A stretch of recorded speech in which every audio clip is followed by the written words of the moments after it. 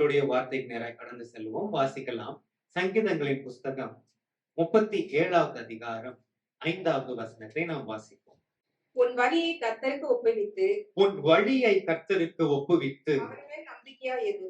அவர் மேல் நம்பிக்கையாயிரு. அவரே காரியத்தை வாய்க்க பண்ணுவார். அவரே காரியத்தை வாய்க்க பண்ணுவார். அல்லேலூயா. இந்த வசனத்துல 3 காரியங்களை நாம் பார்க்கிறோம். முதலாவது, உன் வழியை ஒப்புவி. உன் வழியை ஒப்புவி என்று சொல்லும் பொழுது நம்முடைய வாழ்க்கையை குறித்து நாம் வைத்திருக்கிற திட்டங்கள், நம்முடைய வாழ்க்கையை குறித்து நாம் வைத்திருக்கிற சில பலமான காரியங்கள், அத ஆண்டவரிடத்துல நம்ம ஒப்புவிக்க வேண்டும். நீங்க ஆதியாகமத்தின் புஸ்தகத்தில் நீங்க பார்க்கும் பொழுது அங்கே பார்க்கிறோம், ஆபிரகாமுடைய நாட்களிலே உண்டான ஒரு பஞ்சத்தை அல்லாமல் வேற ஒரு பஞ்சம் தேசத்திலே உண்டானது. ஆபிரகாம் மரித்து விட்டார்.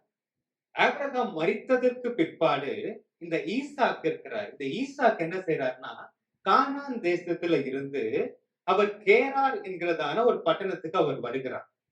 அப்ப அந்த கேரார் அந்த தேசத்துல அவர் அங்க இருக்கும் பொழுது அந்த இடத்துல ஒரு பஞ்சம் வருகிறது. அந்த பஞ்சத்தின் நிமித்தமாக ஈசாக்கு என்ன நினைக்கிறார் அப்படின்னு சொன்னா, நான் எகிப்துக்கு போகலாம் அப்படின்னு சொல்லி அவர் ஒரு தீர்மானம் செய்கிறார். ஏன் அப்படின்னா, அங்க ஒரு பஞ்சம் இருக்கிறது. இந்த கேரார் எங்க இருக்குன்னா, இந்த கேரார் இப்போ தென் இஸ்ரேல் உடைய ஒரு மாநிலமாக இருக்குது. இந்த கேரார் என்ற இந்த பட்டணம் அதோடைய ஒரு மாநிலமாக இருக்குது. இந்த இடத்துல இருந்து இப்போ பஞ்சத்தின் காரணமாக ஈசாக்கு எங்க போகணும்னு நினைக்கிறாரு? எகிப்துக்கு போகணும்னு நினைக்கிறாரு. அப்போ ஆண்டவருடைய வார்த்தை ஈசாக்குக்கு வருகிறது. நாம் வாசிக்கலாம். ஆதியாகமம் 26வது அதிகாரம் 2, 3, 6 வசனங்களை நாம் வாசிப்போம். கர்த்தர் அவனுக்கு தரிசனமாகி கர்த்தர் அவனுக்கு தரிசனமாகி, நீ எகிப்துக்கு போகாமல் நீ எகிப்துக்கு போகாமல் சொல்லும் தேசத்திலே குடியிரு. நான் உனக்கு சொல்லும் தேசத்திலே குடியிரு.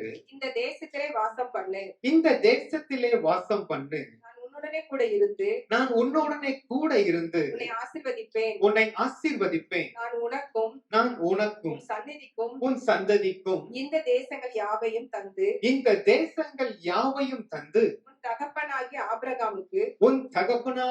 ஆபிரகாமுக்கு நான் இட்ட ஆணையை நிறைவேற்றுவேன். நான் இட்ட ஆணையை நிறைவேற்றுவேன்.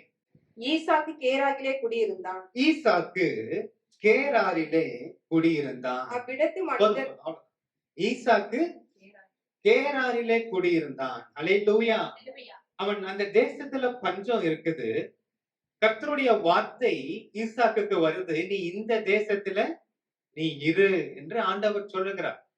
நம்மளா இருந்தா என்ன சொல்லிருப்போம்?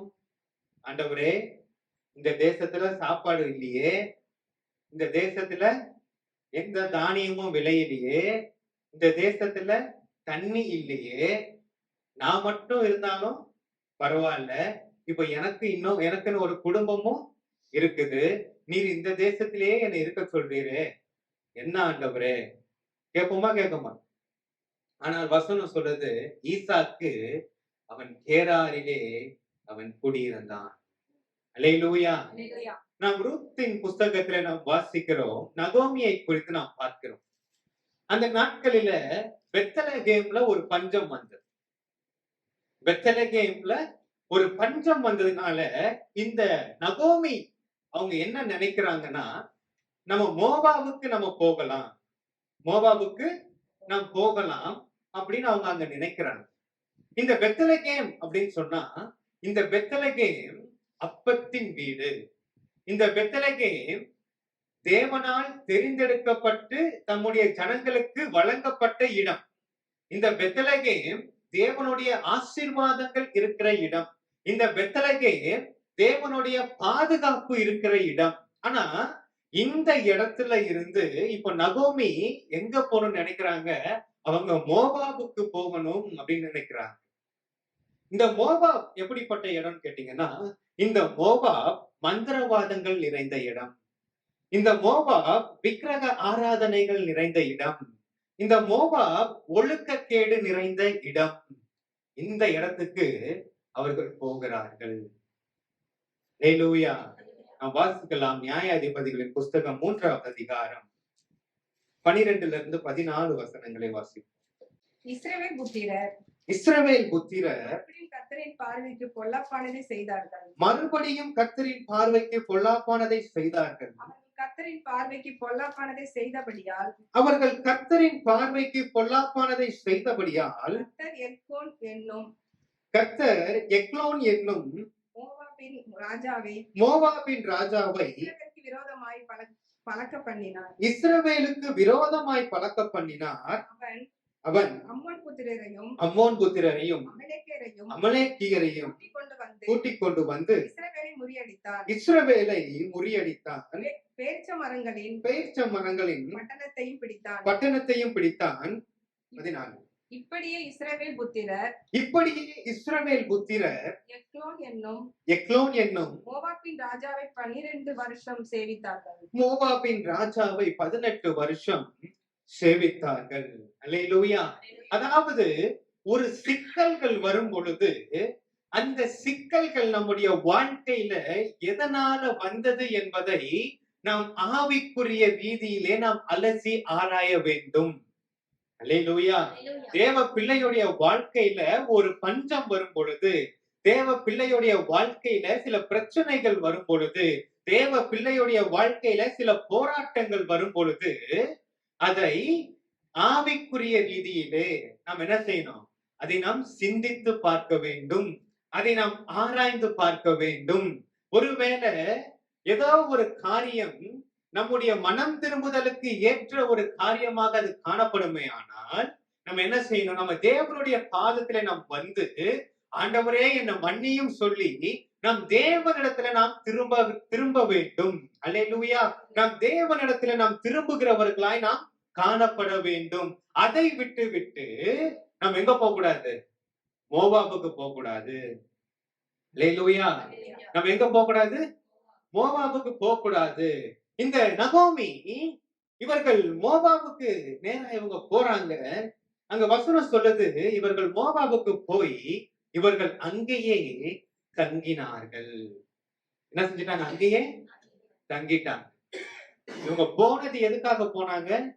இங்க பஞ்சமா இருக்கு, அப்போ வாங்கிட்டு வர்றதுக்காக இவங்க போகிறாங்க. ஆனால் அங்க போனதுக்கு அப்புறம் இவங்க என்ன செஞ்சிட்டாங்க? அந்த ஜனங்களோட கலந்து இவர்கள் அங்கேயே இவர்கள் தங்கி விட்டார்கள். அதற்கு பிற்பாடு அதனால வந்த காரியம், தன்னுடைய கணவனை அவர்கள் இழந்தார்கள். அப்பொழுதாவது அவங்களுக்கு நினைவு வந்திருக்கலாம், நான் என்னுடைய ஊர் இது இல்ல, என் ஊரு பெத்தலகேம், நான் இங்க வந்து நான் இங்க தங்கியிருக்க கூடாது, நான் திரும்ப நான் தேவனுடைய நகரத்துக்கு நான் போகணும்னு சொல்லி அவங்க என்ன செஞ்சிருக்கணும்? தன்னுடைய வழியை திரும்ப தேவனிடம் திருப்பி இருந்திருக்கணும். ஆனால் அவங்க என்ன செஞ்சாங்கன்னா, தன்னுடைய 2 குமாரருக்கும் அந்த தேசத்திலேயே அவர்கள் பெண் கொண்டார்கள். அதனால வந்த விளைவு, இப்ப 2 குமாரனையும் அவர்கள் இழந்து போனார்கள். இப்ப தனியா நிக்கிறாங்க.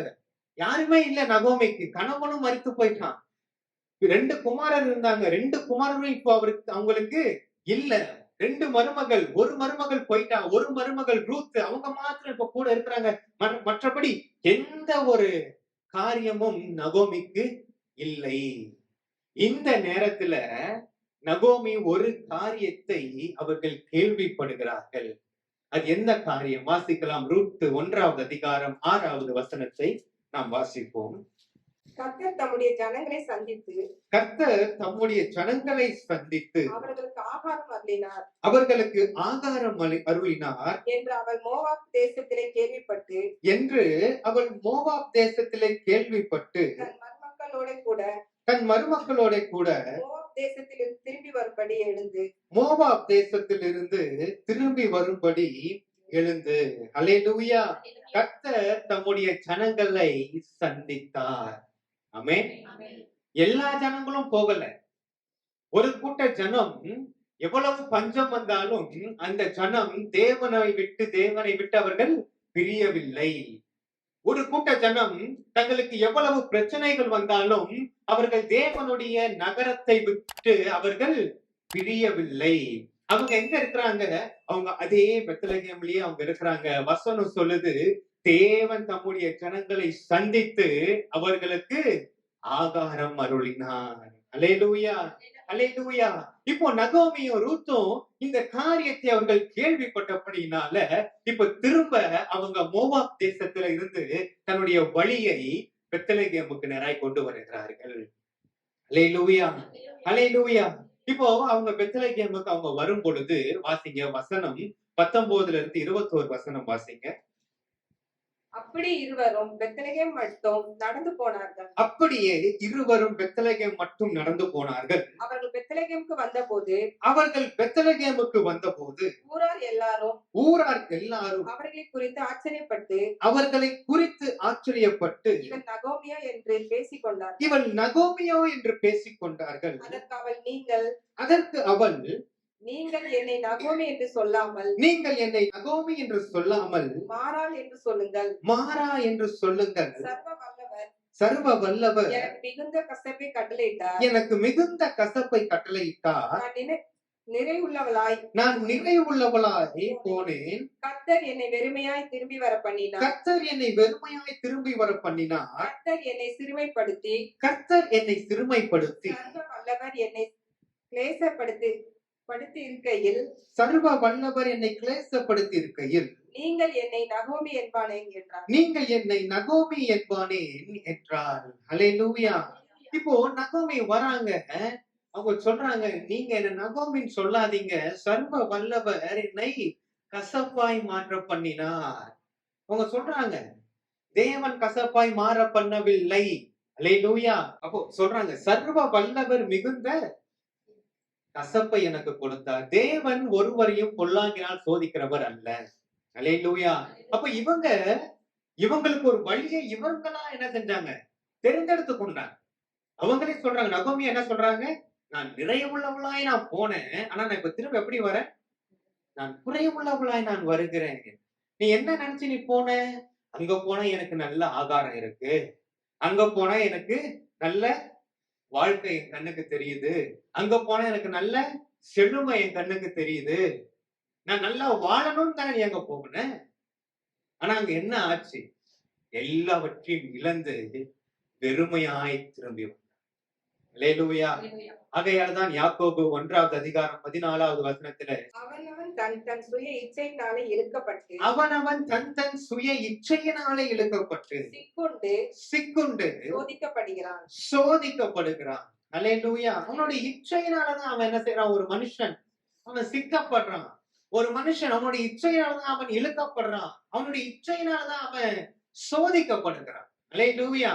அதனால்தான் சோதிக்கப்படுகிறவன் எவனும் நான் தேவனால் சோதிக்கப்படுகிறேன் என்று சொல்லாதிருப்பானாக என்று வசனம் சொல்லுகிறது. ஆமென். ஒரு கூட்டம் ஜனம் இருக்குங்க, அந்த ஜனம் போகல, தேவனுடைய நகரத்தை விட்டு அவர்கள் வெளியே போகல.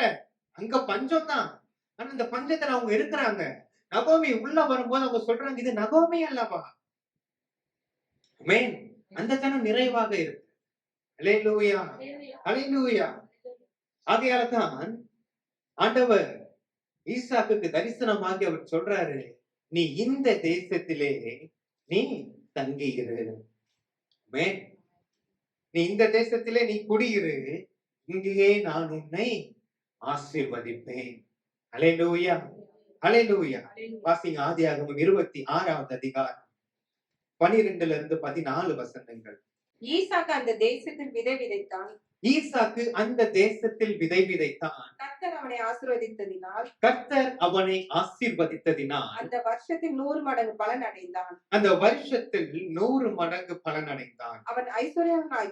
அவன் ஐஸ்வர்யவனாகி வர வர விருத்தி அடைந்து மகா பெரியவனானான். அல்லேலூயா. அவனுக்கு ஆட்டு மந்தையும் அநேக பணிவிடைக்காரரும் இருந்தபடியினாலே பெலிஸ்தர் அவன் பேரில் பொறாமை கொண்டு அல்லேலூயா. ஈசாக்கு விதை விதைத்தான். எந்த தேசத்துல தெரியுமா, எந்த தேசத்துல பஞ்சம் வந்துருச்சு, இந்த தேசத்துல நான் இருக்க மாட்டேன், நான் எகிப்துக்கு நான் போறேன்னு சொன்னானோ அதே தேசத்துல அவன் விதை விதைத்தான். அந்த விதைப்பை கர்த்தர் ஆசீர்வதித்தார். அல்லேலூயா. அவன் 100 மடங்கு கர்த்தர் அதை ஆசீர்வதித்தார். வசனம் சொல்லுது, அவன் வர வர அவன் விருத்தி அடைந்து அவன் மகா பெரியவனாக இருந்தான். அல்லேலூயா. தேவன் நம்மளை எப்படி ஆசீர்வதிப்பார்னா, இடம் கொள்ளாமல் போக மட்டும் நம்மளை ஆசீர்வதிக்கிற தேவன். ஆமென். நம்முடைய குறைவுகளை தேவன் நிறைவாக்குகிற தெய்வம். ஆமென். அவனுக்கு ஒரு குறைவு இருந்துச்சு. அந்த குறைவை தேவன் நிறைவாய் மாற பண்ணினார். அது எந்த அளவுக்குன்னு கேட்டீங்கன்னா, அவன் மேலே ஜனங்கள் பொறாமை கொண்டார்கள். அவனுடைய வளர்ச்சியை பார்த்து ஜனங்கள் பொறாமை கொண்டார்கள். அல்லேலூயா. வசனம் சொல்லுது, வாசிங்க, நீதிமொழிகள் 16:7. ஒருவனுடைய வழிகள் கர்த்தருக்கு பிரியமாய் இருந்தால் ஒருவனுடைய வழிகள் கர்த்தருக்கு பிரியமாய் இருந்தால் அவனுடைய சத்துருக்களும் அவனுடைய சத்துருக்களும் அவனோடே சமாதானமாகும்படி செய்வார். அவனோட சமாதானமாகும்படி செய்வார். ஆமென். அல்லேலூயா. இந்த ஈசாக்கு கர்த்தருக்கு தன்னுடைய வழியை அவன் ஒப்பு கொடுத்தான். தேவன் சொன்ன வார்த்தைக்கு அவன் கீழ்ப்படிந்தான். கர்த்தர் அவனை ஆசீர்வதித்தார். அது மாத்திரமல்ல, அவன் போய் துறவு வெட்டுகிறான், தண்ணீர் வரணும்னு சொல்லிட்டு ஈசாக்கினுடைய வேலைக்காரர்கள் போய் துறவுகளை வெட்டுகிறார்கள். அப்போ அந்த அந்த பட்டணத்துல அந்த ஊர்ல இருக்கிற மெய்ப்பர்கள் வந்து வாக்குவாதம் பண்ணுகிறார்கள். அந்த அந்த துறவு எங்களுடையது என்று அவர்கள் சொல்லி அவனோட வாக்குவாதம் பண்ணுகிறார்கள். அவன் அந்த துறவை அப்படியே என்ன செஞ்சிடறான், அவங்களுக்கு கொடுத்த. இப்படி 2 துறவுகளை வச்சான். ஏசேக்குன்னு ஒரு துறவுக்கு ஒரு பேரை இடுகிறான், இன்னொரு துறவுக்கு சித்தனாய் என்ற பேர் எடுக்கிறான். அவன் 3வது இன்னொரு துறவை போய் வெட்டும் பொழுது யாருமே அங்க வந்து என்ன செய்யல, வாக்குவாதம் பண்ணவில்லை. அல்லேலூயா. அந்த துறவுக்கு அவர் ரெகோபோத் என்று பெயரிட்டார். ஆமென். அங்க பார்க்கிறோம், அவருக்கு எதிர்த்து நின்றவர்கள் எல்லாம் வந்து இப்ப சொல்றாங்க, நீர் கர்த்தரால் ஆசீர்வதிக்கப்பட்டவர். அல்லேலூயா. நீர் கர்த்தரால் நீர் ஆசீர்வதிக்கப்பட்டவர். வாசிக்கலாம் அந்த வசனம், ஆதியாகமம் 26வது அதிகாரத்துல 27, 28 வாசி. அப்பொழுது ஈசாக்கு அவர்களை நோக்கி ஏன் என்னிடத்தில் வந்தீர்கள்? ஏன் என்னிடத்தில் வந்தீர்கள்? நீங்கள் என்னை பகைத்து என்னை உங்களிடத்தில் இராதபடிக்கு துரத்தி விட்டீர்களே என்றான். அதற்கு அவர்கள் நிச்சயமாய் கர்த்தர் உம்மோடே உம்மோடு கூட இருக்கிறார் என்று கண்டோம். ஆகையால் எங்களுக்கும் உமக்கும் ஒரு ஆணை ஏற்பாடு உண்டாக வேண்டும் என்று நாங்கள் நிர்ணயம் பண்ணினோம். அல்லேலூயா. அல்லேலூயா. இப்ப விரோதித்தவன், பகைத்தவன் எல்லாம் கூட வந்து சொல்றான், கர்த்தர் உம்மோடு கூட இருக்கிறார். அல்லேலூயா. உன் கூட ஒரு உடன்படிக்கை நாங்க பண்ண வந்திருக்கிறோம். அல்லேலூயா. அல்லேலூயா. உன் கூட சமாதானமா நாங்க போக வந்திருக்கிறோம். ஆமென். ஒருவனுடைய வழி கர்த்தருக்கு பிரியமா இருக்கும் பொழுது கர்த்தர் அவனை ஆசீர்வதிக்கிறார். அவனுடைய சத்துருக்களையும் அவனோடு கூட சமாதானமாக போகும்படி தேவன் செய்கிறார். அல்லேலூயா. அல்லேலூயா. இந்த செய்தியை கேட்டுக்கொண்டிருக்கிற எனக்கு அருமையானவர்களே, உங்களை எந்த இடத்துல உங்களை வைத்திருக்கிறாரோ அந்த இடத்துல நீங்க உறுதியாய் நீங்க நிற்க வேண்டும். அது ஒருவேளை உங்களுடைய குடும்பமாக இருக்கலாம், இல்லது உங்களுடைய பணிஸ்தலமாக இருக்கலாம். ஏதோ ஒரு இடத்துல கர்த்தர் உங்களை கொண்டு வந்திருக்கிறார். அந்த பகுதியில கர்த்தர் உங்களை வைத்திருக்கிறார் என்று சொல்லும் பொழுது, நீங்க உங்களுக்கு வருகிற உங்களுடைய பிரச்சனைகள், உங்களுடைய போராட்டம், உங்களுக்கு வருகிற அந்த பஞ்சத்தின் மத்தியில நீங்க என்ன செய்யக்கூடாது, இந்த நகோமிய போல நீங்க திரும்பி உங்களுடைய வழியை நீங்க கர்த்தரை விட்டு நீங்க விலக்காமல் நீங்க கர்த்தரை நீங்க தொடர்ந்து நீங்க பின்பற்றுவீர்களானால், கர்த்தருக்கு உங்களுடைய வழியை நீங்கள் ஒப்புவிப்பீர்களானால், கர்த்தர் நீங்கள் இருக்கிற இடத்திலே உங்களை ஆசீர்வதிக்க அவர் உண்மை உள்ளவராய் இருக்கிறார். அல்லேலூயா. அல்லேலூயா. அவர் சொன்னார் ஈசாக்குக்கு, நீ இந்த தேசத்துல இரு, நான் இங்கே உன்னை ஆசீர்வதிப்பேன். ஆமென். நீ இங்கேயே இரு. ஆண்டவர் சொல்றார், உங்களை எங்க உன்னை வைத்திருக்கணும் அங்க இரு. ஆமென். உங்களை வைத்திருக்கிற பட்டணத்துல நீங்க இருங்க. உங்களுக்கென்று ஆண்டவர் உங்களுக்கு கொடுத்த அந்த குடும்பத்துக்குள்ள நீங்க இருங்க. உங்களுக்குன்னு தேவன் உங்களுக்கு கொடுக்கப்பட்ட அந்த பணிஸ்தலத்துல நீங்க அங்கேயே நீங்க இருந்து உங்களுடைய வழியை நீங்க தேவனுக்கு நீங்க கொடுப்பீர்களானால், தேவன் நிச்சயமாய் உங்களுடைய வழியை வாய்க்க பண்ணுகிறவராய் இருக்கிறார். அல்லேலூயா. அல்லேலூயா. 2வது ஒரு காரியத்தை பார்ப்போம். 2வது, அவர் மேல் நம்பிக்கையாய் இரு. ஆமென். அவர் மேல் நம்பிக்கையாயிரு. வாசிக்கலாம். சங்கீதம் 39வது அதிகாரம் 7வது வசனத்தை நாம் வாசிப்போம். இப்போதும் ஆண்டவரே, இப்பொழுதும் ஆண்டவரே, நான் எதற்கு எதிர்பார்த்து இருக்கிறேன்? நான் எதற்கு எதிர்பார்த்திருக்கிறேன்? நீரே என் நம்பிக்கை. நீரே என்னுடைய நம்பிக்கை. அல்லேலூயா. வேதாகமத்துல கானானிய ஸ்திரீயை குறித்து நாம் பார்க்கிறோம். அவருடைய மகள் பிசாசினால அவர் கொடிய வேதனைப்பட்டு கொண்டிருக்கும் பொழுது இவங்க இயேசுவை இவர்கள் பார்க்க போகிறாங்க.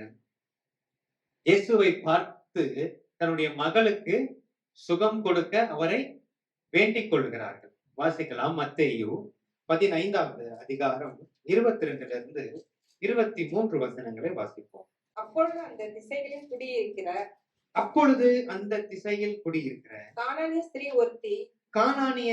ஒருத்தி அவரிடத்தில் வந்து ஆண்டவரே, தாவீதின் குமாரனே, எனக்கு இறங்கும். என் மகள் பிசாசினால் கொடிய வேதனைப்படுகிறாள் என்று சொல்லி கூப்பிட்டார். அவர் அவளுக்கு பிரதியுத்தரமாக அவர் ஒரு வார்த்தையும் சொல்லவில்லை. அப்பொழுது அவருடைய சீஷர்கள் வந்து இவள் நம்மை பின்தொடர்ந்து கூப்பிடுகிறாளே, இவளை அனுப்பிவிடும் என்று அவரை வேண்டிக் கொண்டார்கள். அப்போ இங்க ஒரு காரியத்தை பார்க்கிறோம். இயேசு அவளுக்கு பிரதியுத்தரமாக ஒன்றும் சொல்லவில்லை. அல்லேலூயா. நம்முடைய வாழ்க்கையில கூட நம்முடைய எல்லா ஜெபங்களுக்கும் உடனடியான பதில் கிடைப்பதில்லை. நம்முடைய தேவைகள் எல்லாம் உடனடியாக சந்திக்கப்படுவதில்லை. எத்தனையோ ஜெபங்களுக்கு இன்றைக்கு வரையில தேவன் அமைதியாகவே இருக்கிறார். இந்த பாதையை சங்கீதக்காரன் தாவீது அவரும் கடந்து வந்தார். அவர் சொல்லுகிறார். சங்கீதங்களின் புஸ்தகம் 28வது அதிகாரம் 1வது வசனத்தை வாசிங்க. என் கண்மலையாகிய கர்த்தாவே, உம்மை நோக்கி கூப்பிடுகிறேன். நீர் கேளாதவர் போல மௌனமாயிராதேயும். நீர் மௌனமாயிருந்தால் நான் குழியில இறங்குகிறவர்களுக்கு ஒப்பாவேன். ஆமென். இங்க சங்கீதக்காரர் தாவீது அவர் சொல்றாரு, ஆண்டவரே, என் கண்மலையாகிய கர்த்தாவே, நான் உம்மை நோக்கி நான் கூப்பிடுறேன். ஆனா நீங்க என்ன செய்யாதீங்க, நீங்க கேளாதவர் போல நீர் மௌனமாய் இருக்காதீங்க. அவர் சொல்றாரு, ஆண்டவருடைய மௌனம் எப்படி இருக்குதுன்னா, ஒரு மனுஷன் அவன் குழியில இறங்குறதுக்கு அது ஒப்பாய் காணப்படுகிறது. ஒரு மனுஷன் ஒரு பெரிய பள்ளத்துல அவன் விழுந்துட்டான் வச்சுக்கோங்க, அவன் கொஞ்ச நேரம் உதவிக்காக என்ன செய்வான், அவன் கூப்பிட்டுக்கிட்டே இருப்பான். யாராவது வந்தா அவனுக்கு என்னவா இருக்கும், அவனுக்கு நம்பிக்கை இருக்கும். அவனுடைய குரல் யாராவது கேட்டு பதில் கொடுத்தா அவனுக்கு நம்பிக்கை இருக்கும். ஆனால் நேரம் செல்ல செல்ல செல்ல அவன் கூப்பிட்டு யாருமே வரலன்ற பட்சத்துல என்ன ஆகும், அவனோட நம்பிக்கை அவனை விட்டு கொஞ்சம் கொஞ்சமா என்ன செய்யும், குறையப்படும். அது குறைவுபட்டு ஒரு காலகட்டத்தில் அவனுடைய நம்பிக்கை முற்றிலுமா என்ன செய்ய போகும், அவனை விட்டு அது அற்று போயிடும். இல்லையா? நம்முடைய வாழ்க்கையில கூட நமக்கு எல்லா காரியமுமே நமக்கு அனுகூலமா நமக்கு நடக்கும்போது நம்ம தேவனை நம்புவோம். நம்முடைய ஜெபங்கள் எல்லாம் கேட்கப்பட்டு அதோடைய பலனை நம்ம அனுபவிக்கும் பொழுது நாம் தேவனை நாம் நம்புவது எளிது. நம்முடைய வாழ்க்கையில நமக்கு நம்முடைய எல்லா தேவைகளும் நமக்கு சந்திக்கப்படும் பொழுது நாம் தேவனை நம்புவது எளிது. ஆனால் இது எதுவுமே நடக்கல. அல்லேலூயா. இது எதுவுமே நடக்கல. தேவன் அமைதியாவே இருக்கிறார். ஆனா இந்த சமயத்துல தேவனை நம்ப முடியுமா? ஆகையால்தான் ஆபகுக் தீர்க்கதரிசி சொல்லுகிறார். வாசிங்க, ஆபகுக் 3வது அதிகாரம் 17லிருந்து 18 வசனங்கள். அத்திமரம் துளிர்விடாமல் போனாலும், திராட்சை செடிகளில் பலன் உண்டாகாமல் போனாலும், ஒலிவ மரத்தில் பலன் அற்று போனாலும், வயல்கள் தானியத்தை விளையாமல் போனாலும், இடையில் ஆட்டு மந்தைகள் முதலற்று போனாலும், கிடையில் ஆட்டு மந்தைகள் முதலற்று போனாலும், தொழுவத்திலே மாடுகள் இல்லாமல் போனாலும், தொழுவத்திலே மாடுகள் இல்லாமல் போனாலும், நான் கர்த்தருக்குள் மகிழ்ச்சியாய் இருப்பேன். நான் கர்த்தருக்குள் மகிழ்ச்சியாய் இருப்பேன். என் ரட்சிப்பின் தேவனுக்குள் களி கூறுவேன். என் ரட்சிப்பின் தேவனுக்குள்ளாக நான் களி கூறுவேன். ஹல்லேலூயா. அவர் சொல்றாரு ஆபகுக் தீர்க்கதரிசி, அப்பா ஒலிவ மரம் பலனே தள்ளினாலும் பரவாயில்ல, என் தொழுவத்துல மாடுகளே இல்லாம போனாலும் பரவாயில்ல, என் மந்தையில ஆடே இல்லைனாலும் பரவாயில்ல, ஆனா நான் எப்படி இருப்பேன்னா, நான் கர்த்தருக்குள் நான் மகிழ்ச்சியா இருப்பேன். என் ரட்சிப்பின் தேவனுக்குள்ள நான் களி கூறுவேன். அல்லேலூயா. ஏன் தெரியுமா? அதை நீங்க தொடர்ச்சியா நீங்க அந்த வசனத்தை வாசிக்கும் பொழுது, அவர் என் அடிகளை உறுதிப்படுத்துகிற தேவனாய் இருக்கிறார். அல்லேலூயா. எனக்கு எந்த காரியத்தை நான் சந்திக்கிறேன் அதை பத்தி எனக்கு கவலை இல்ல. என்னுடைய அடிகளை, என்னுடைய நடைகளை உறுதிப்படுத்துகிற தேவன் ஒருவர் எனக்கு இருக்கிறார் என்ற நம்பிக்கை எனக்குள்ளாக இருக்கிறது. அல்லேலூயா. இந்த கானானே ஸ்திரியை பாருங்க, அவர்கள் இயேசு எனக்கு எந்த மறுமொழியும் எனக்கு கொடுக்கல, இயேசு எனக்கு எந்த பதிலுமே எனக்கு தரலன்னு சொல்லி அவங்க திரும்பி போகவில்லை. அவர்கள் மாறாக அவர்கள் தேவனை பின்பற்றினார்கள். அவர்கள் இயேசுவை இன்னும் பின்தொடர்ந்தார்கள். அல்லேலூயா. வாசிக்கலாம் வசனம் 15வது அதிகாரம் மத்தேயு 15 25 வசனங்கள். அவன் வந்து ஆண்டவரே, அவன் வந்து ஆண்டவரே எனக்கு உதவி செய்யும் என்று எனக்கு உதவி செய்யும் என்று அவரை பணிந்து கொண்டார். அவரை பணிந்து கொண்டால், அவர் அவளை நோக்கி, அவர் அவளை நோக்கி பிள்ளைகளின் அப்பத்தை எடுத்து பிள்ளைகளின் அப்பத்தை எடுத்து நாய்க்குட்டிகளுக்கு போடுகிறது நல்லதல்ல என்றார். நாய்க்குட்டிகளுக்கு போடுகிறது நல்லதல்ல என்றார். அதற்கு அவள் மெய்தான் ஆண்டவரே, மெய்தான் ஆண்டவரே, ஆகிலும் நாய்க்குட்டிகள் தங்கள் எஜமான்களின் மேஜையில் இருந்து விழும், நாய்க்குட்டிகள் தங்கள் எஜமான்களின் மேஜையில் இருந்து விழும் துணிக்கைகளை தின்னுமே என்றார். துணிக்கைகளை தின்னுமே என்றார். இயேசு அவளுக்கு பிரதித்திரமாக, இயேசு அவளுக்கு பிரதியுத்தரமாக, ஸ்திரீயே, உன் விசுவாசம் பெரியது, உன் விசுவாசம் பெரிது, நீ விரும்புகிறபடி உனக்கு ஆக கடவுது என்றார். உனக்கு ஆக கடவுது என்றார். அந்நேரமே அவள் மகள் ஆரோக்கியமானாள். அந்நேரமே அவள் மகள் ஆரோக்கியமானாள். அல்லேலூயா. அல்லேலூயா. இங்க பார்க்கிறோம், அவள் பின்தொடர்ந்து அவள் வந்து கொண்டே இருக்கிறாள். ஆண்டவருடைய சீஷர்கள் எல்லாம் ஆண்டவரை பார்த்து சொல்றாங்க, இயேசுவே, இந்த ஸ்திரீ ரொம்ப நேரம் உங்களுக்கு பின்னால வந்து கொண்டே இருக்கிறாங்க, இவருக்கு ஏதாவது ஒரு காரியத்தை நீங்க செய்யுங்க அப்படின்னு சொல்லும் பொழுது, ஆண்டவர் அந்த ஸ்திரீயை பார்த்து அவன் கேட்கிறாரு, பிள்ளைகளின் அப்பத்தை எடுத்து நாய்க்குட்டிகளுக்கு போடுவது நல்லதல்ல.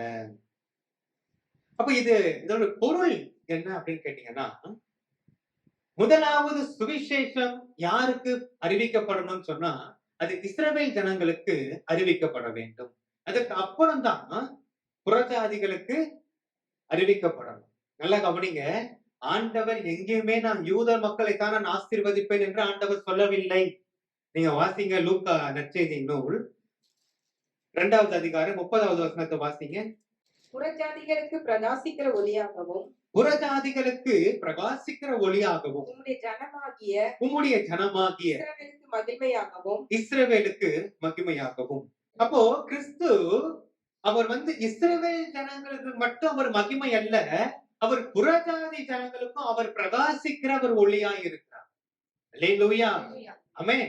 ஆக இப்போ இந்த கானானிய ஸ்திரீ அவங்க போய் சொல்றாங்க ஆண்டவர்கிட்ட, ஆண்டவரே, நீ சொல்றது உண்மைதான், அல்லேலூயா, நீ சொல்றது உண்மைதான், ஆனாலும் பிள்ளைகள் சாப்பிட்டு கொண்டிருக்கும் பொழுது மேல மேஜையிலிருந்து சிந்துற அந்த துண்டுகள் இருக்கு இல்லையா, அந்த துண்டுகளை நாய்கள் உடனே போய் சாப்பிடுமே, தங்களுடைய அந்த பிள்ளைகள் சாப்பிட்டு முடிக்கிற வரைக்கும் அவைகள் காத்திருக்க வேண்டிய அவசியம் இல்லையே. அல்லேலூயா. எவ்வளவு பெரிய விசுவாசங்க.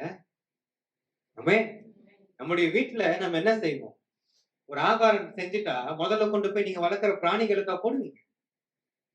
என்ன செய்வோம், நம்முடைய பிள்ளைகளுக்கு தான் முதல் ஆகாரத்தை கொடுக்கும். அதுக்கப்புறம் தான் என்ன செய்வோம், நம்ம வளர்க்கிற பிராணிகளுக்கு கொடுப்போம். ஆனா அவங்க சொல்றாங்க, நீங்க சொல்றதெல்லாம் கரெக்ட் தான், ஆனா மேஜையில உட்கார்ந்து சாப்பிடும் பொழுது சில பருப்பு கீழே சிந்தோம்ல, அத உடனே வந்து அந்த நாய் சாப்பிடுமே, எஜமான் சாப்பிட்டு முடிக்கிற வரைக்கும் அது வெயிட் பண்ண வேண்டிய அவசியம் இல்லையே. அல்லேலூயா. இந்த விசுவாசத்தை தேவன் பார்த்தார்.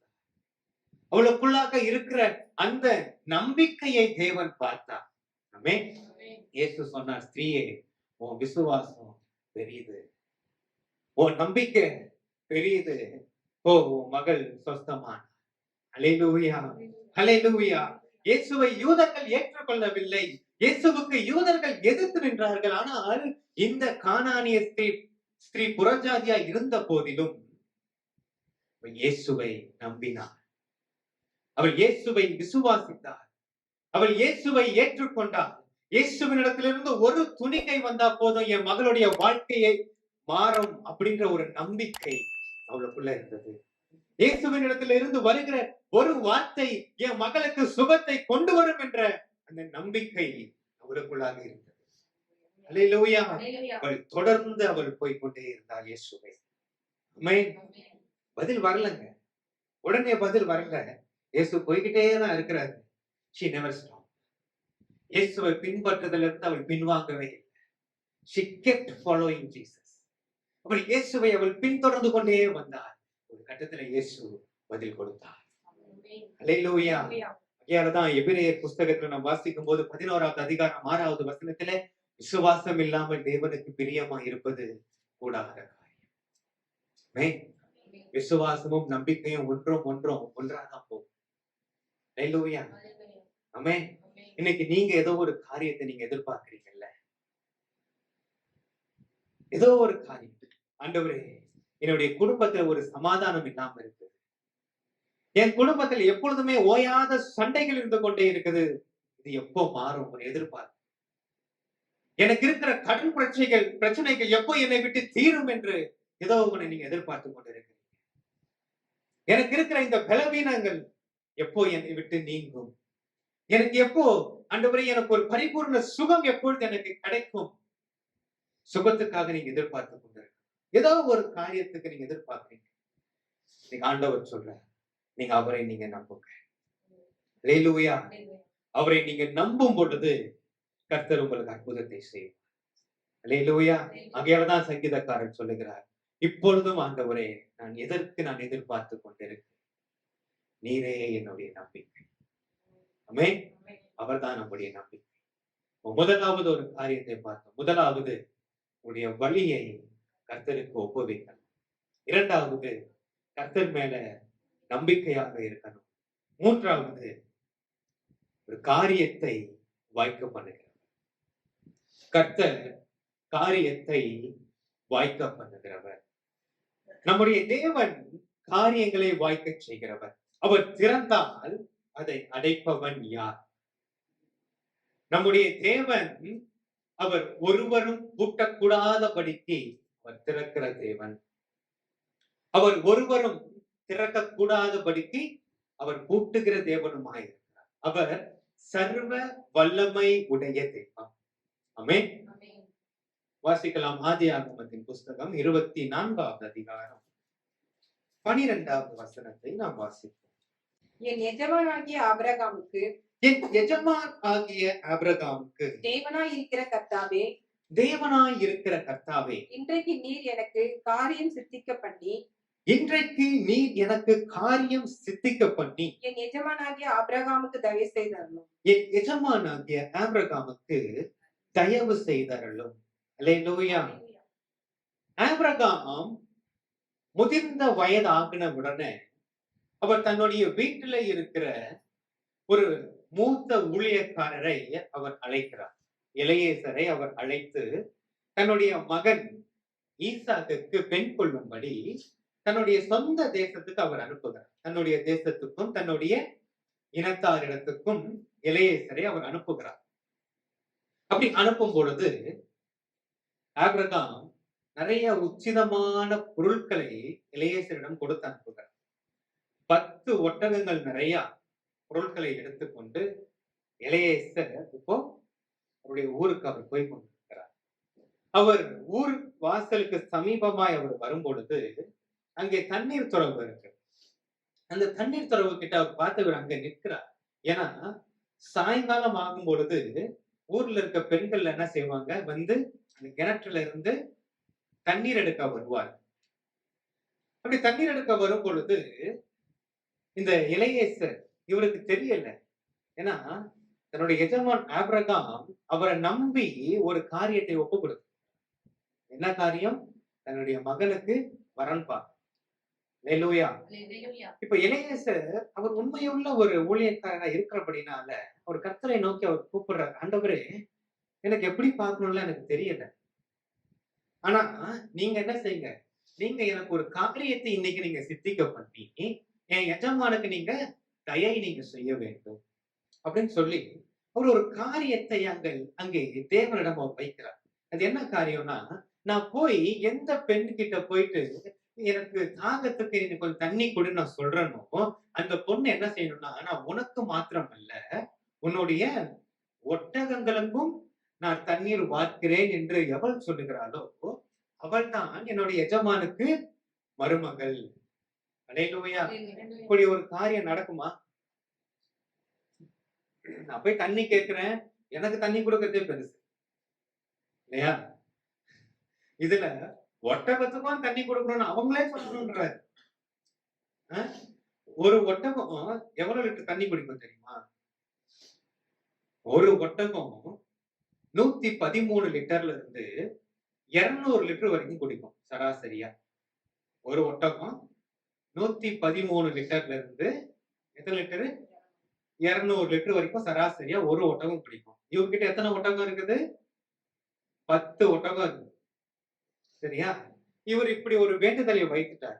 வச்சுட்டு இப்ப ஒரு கண்ணை அப்படி எடுத்து பார்க்கும் பொழுது அங்கே ரெபேக்காள் வருகிறார்.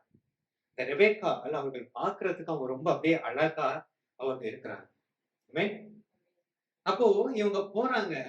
இவங்க போயிட்டு எலியேசர் போய் ரெபேக்காளிடம் போய் கேட்கிறாரு, எனக்கு கொஞ்சம் தண்ணி கொடுன்னு கேட்கும் பொழுது ரெபேக்காள் வேகமாய் குடத்தை எடுத்து அவருக்கு தண்ணீர் கொடுத்துட்டு, உனக்கு மாத்திரம் அல்ல உன்னுடைய ஒட்டகத்துக்கும் நான் தண்ணீர் வார்ப்பேன் என்று அவள் சொன்னார்.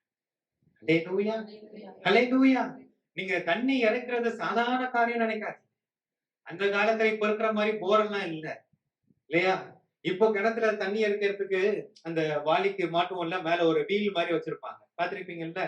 அதுலதான் என்ன செய்வோம், அந்த கயிறு நடுவுல போகும். இப்ப இழுக்க அது கொஞ்சம் என்னவா இருக்கும், நமக்கு ஈஸியா இருக்கும். அப்போலாம் அந்த மாதிரிலாம் இல்ல. ஒண்ணு அது மொட்டை கிணறா இருக்கும், அதுக்கு மேல ஒரு பலகையை போட்டு நின்னு எடுக்கணும். அப்படி இல்லைன்னா பெருசா இருக்கும், அதுக்கு மேல என்ன பண்ணணும், கயிறை போட்டு இழுக்கணும். இப்போ இருக்கிற மாதிரி டிசைன் டிசைனா சட்டி வாளி எல்லாம் அப்ப இருந்திருக்காது. உங்களுக்கு ஏதோ ஒரு பாத்திரம் இருக்கும், அதை தான் அவங்க என்ன செய்யணும், கட்டி எடுக்கணும். கிணறுலாம் ஆழமா வேற இருக்கும். தண்ணி எடுத்திருக்கீங்களா கிணத்துல? நான் எடுத்திருக்கேன் தண்ணி எல்லாம் சின்ன வயசுல. கிணத்துல போய் எடுப்போம். அதனால அந்த சணல் கயிறு மாதிரி இருக்கும், தேங்காய் நார்ல கட்டுற கயிறுலாம். கையெல்லாம் செவக்கும் சில நேரங்கள்ல. அவ்வளவு கஷ்டமான ஒரு காரியம் தண்ணீர் எடுக்கிறது. ஆனால் அவங்க சொல்றாங்க, நான் உனக்கு மாத்திரம் இல்ல, நான் உன்னுடைய ஒட்டகத்துக்கும் நான் சேர்த்து நான் தண்ணீர் பார்க்கிறேன். அல்லேலூயா. அல்லேலூயா.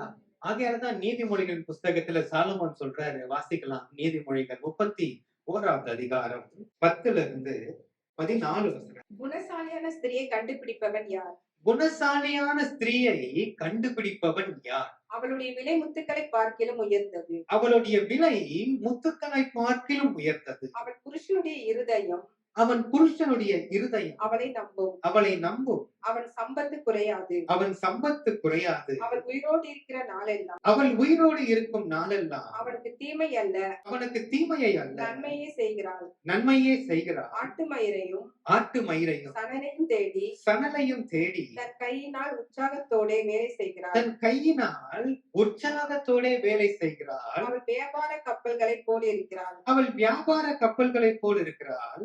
தூரத்தில் இருந்து தன் ஆகாரத்தை கொண்டு வருகிறாள். தூரத்தில் இருந்து தன் ஆகாரத்தை கொண்டு வருகிறாள்.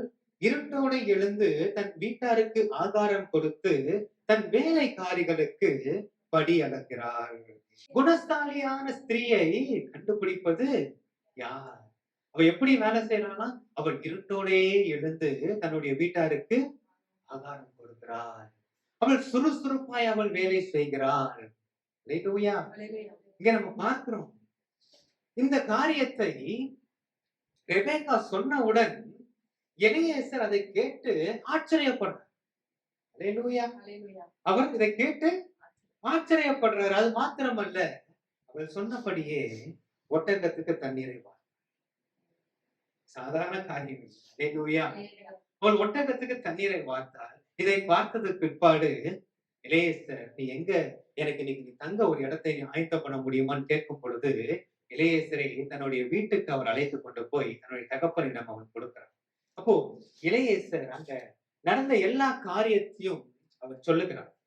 நான் எதுக்கு இந்த பட்டணத்துக்கு நான் வந்தேன், என்னுடைய எஜமானாகிய ஆபிரகாமுடைய மகனுக்கு நான் பெண் கொள்ளும்படி நான் வந்தேன். நான் ஆண்டவரிடத்துல இப்படி ஒரு காரியத்தை நான் வைத்திருந்தேன்.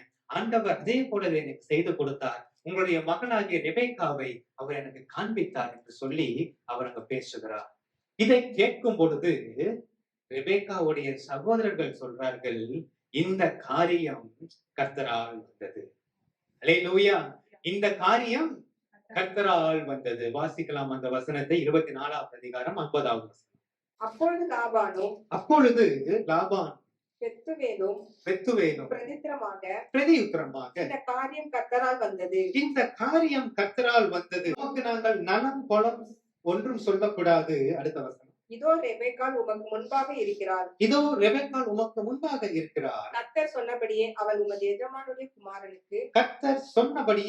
அவள் உமது எஜமானுடைய குமாரனுக்கு மனைவியாகும்படிக்கு அவளை அழைத்துக் கொண்டு போவோம் என்றார்கள். அல்லேலூயா. அல்லேலூயா. அவங்க சொல்றாங்க, இந்த காரியம் கர்த்தரால் வந்தது. இதுல நாங்க நல்லது கெட்டது சொல்ல எங்களுக்கு ஒன்றுமே இல்ல. கர்த்தர் சொன்னபடியே நீங்க ஒரு எஜமானுடைய மகனுக்கு இவளை மனைவியாய் கொண்டு போங்கள் என்று சொன்னார்கள். அல்லேலூயா. இந்த காரியம் எப்படி வந்தது? இந்த காரியம் கர்த்தரால் வந்தது. இந்த காரியம் கர்த்தரால் சித்திக்கப்பட்டது. அல்லேலூயா. அல்லேலூயா. நம்முடைய தேவன் காரியத்தை வாய்க்க பண்ணுகிறார். ஆமென். நீங்க முடியாது நீங்க நினைக்கலாம். 10 ஒட்டகத்துக்கு யாருங்க தண்ணி அடிக்க முடியும்? முடியவே முடியாது நினைக்கலாம். ஆனால் தேவனால் முடியும். அல்லேலூயா. தேவனால் முடியும். இன்னைக்கு நீங்க ஏதோ ஒரு காரியத்தை குறித்து நீங்க இருக்கிறீங்கல்ல, இந்த காரியம் எனக்கு நடக்குமா, என் வாழ்க்கையில இந்த காரியம் எனக்கு சித்திக்குமா நீங்க இருக்கிறீங்கல்ல, நீங்க தேவனிடத்துல அந்த காரியத்தை ஒப்பு கொடுங்க. அல்லேலூயா. அது எதுவாக வேணாலும் இருக்கலாம். உங்களுடைய குடும்பத்தின் காரியங்களாக இருக்கலாம், உங்களுடைய குடும்பத்துல உங்களுக்கு இருக்கிற இந்த பற்றாக்குறைகளாக இருக்கலாம், இல்ல உங்களுடைய வருமானம் போதுமானதா இல்ல, என்னுடைய வருமானம் இன்னும் அதிகமா வேணும் ஆண்டவரே, அதற்கான நான் காரியங்களை நான் செய்து கொண்டிருக்கிறேன், ஆனா எதுவுமே எனக்கு சித்திக்கவே இல்லை. என்னுடைய பிசினஸ்ல தொடர்ந்து எனக்கு நஷ்டமாகவே வந்து கொண்டிருக்கிறது. ஒரு புதிய தொழில் தொடங்கலாம்னு நான் இருக்கிறேன், ஒரு புதிய பிசினஸ் நான் ஆரம்பிக்கணும்னு நான் இருக்கிறேன், ஆனா என்ன செய்யணும்னு எனக்கு தெரியல, எந்த காரியமே எனக்கு சித்திக்கல, நான் என்ன செய்யணும்னு எனக்கு தெரியல ஆண்டவரே. காலேஜுக்கு போறாங்க, என்ன குரூப் நான் எடுக்கணும்னு எனக்கு தெரியல. என்னுடைய மகளுக்கு நான் எப்படி காலேஜ்ல இந்த வருஷம் நான் ஃபீஸ் நான் சந்திக்க போறேன்னு எனக்கு தெரியல. அதற்கான காரியங்கள் என்கிட்ட எதுவுமே இல்லை. அந்த காரியத்தை கர்த்தரிடத்தில் நீங்க ஒப்பு கொடுக்கும் பொழுது கர்த்தர் உங்கள் காரியத்தை சித்திக்க செய்வார். அல்லேலூயா. கர்த்தர் உங்களுடைய காரியங்களை சித்திக்க செய்வார். மனுஷனுடைய கண்களுக்கு அது முடியாதது போல தெரியும், ஆனால் என் தேவனால் கூடாத காரியம் ஒன்றுமே இல்லை. அல்லேலூயா. மனுஷரால கூடாதது என் தேவனாலே கூடும். ஆமென். உங்களுடைய கண்களுக்கு தெரியாது, உங்களுடைய கண்களுக்கு அது உங்களுக்கு எட்டாத காரியம் போல உங்களுக்கு காணப்படலாம். உங்களுடைய கண்களுக்கு அது உங்களுக்கு கிடைக்கவே கிடைக்காது என்ற ஒரு காரியம் போல காணப்படலாம். ஆனால் தேவனால கூடாத காரியம் ஒன்றுமே இல்லை. அல்லேலூயா. அவர் காரியத்தை வாய்க்க பண்ணுகிற தேவன், அவர் காரியத்தை அவர் சித்திக்க செய்கிற தேவனாக இருக்கிறார். அல்லேலூயா. அல்லேலூயா. இன்றைக்கு நம்முடைய வழிகளை கர்த்தருக்கு ஒப்பு கொடுத்து அவர் மேல நாம் நம்பிக்கையா இருக்கும் பொழுது கர்த்தர் உங்களுடைய காரியத்தை அவர் வாய்ப்பார். அல்லேலூயா. அல்லேலூயா. நாம் அப்படியே நாம் எழுந்து நிற்கலாம்.